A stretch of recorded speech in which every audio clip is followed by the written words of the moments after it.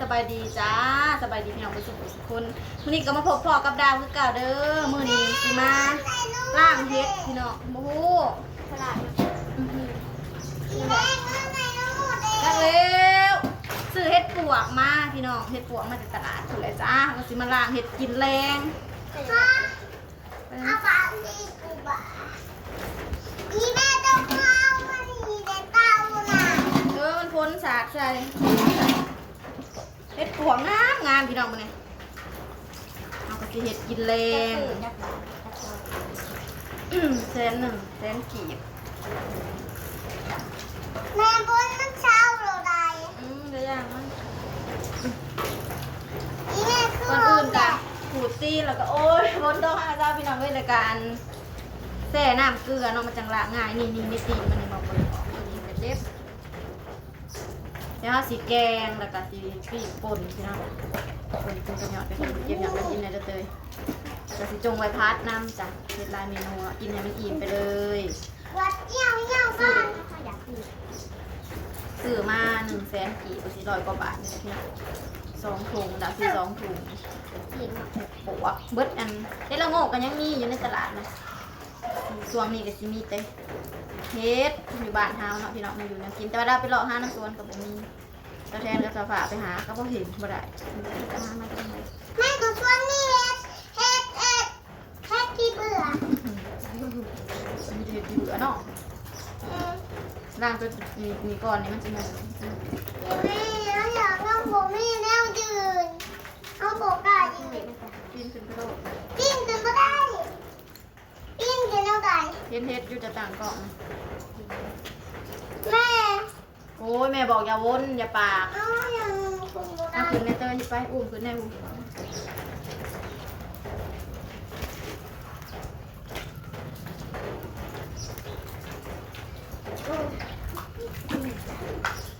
โอเค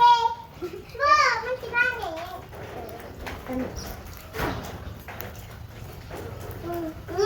เด็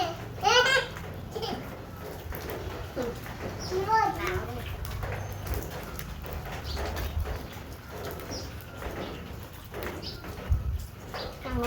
นับมาทางนี้นี่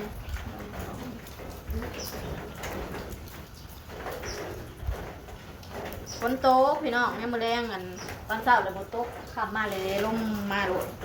บ้านนี้ก็แต่นี่เลยใส่ตกซี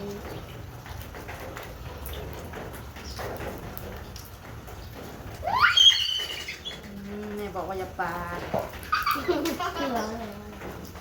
เอาแต่ลูกอันนี้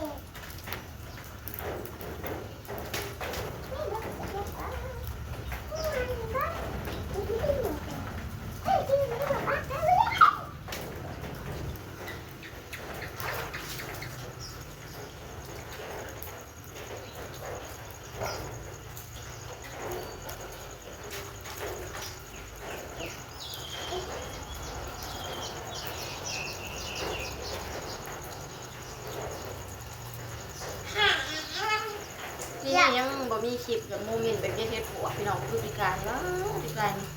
เก็บอยู่งานในแก้วหมดเด้อ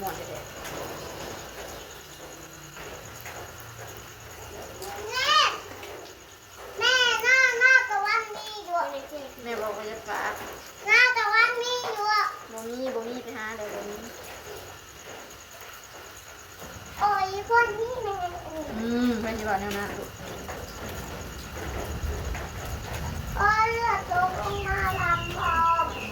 แม่ตัวน้องตกมาลำพอง ปีเฮ็ดหอมๆเนาะพี่น้องเขาก็บรรยากาศมันเป็นปกติ แต่กำลังปลูกปลาปลาสมัยนั้น มะนาว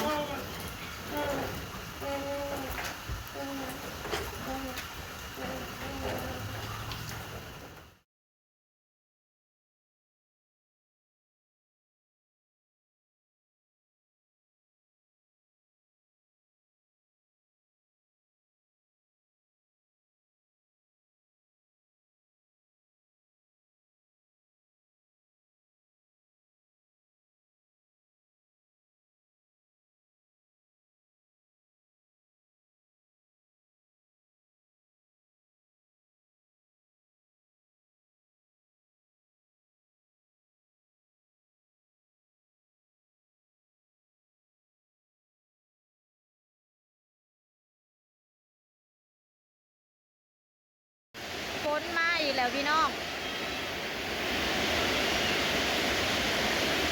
ตัวช่วยผู้ซอยอันล่างเฮ็ดพี่น้องเอ้ยน้องใบเตยล่างซอย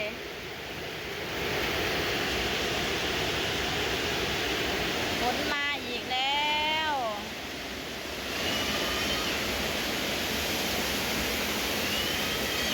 เอามาท่านจะเป็นใครเอามาปวดเข่ากำลังขึ้นอา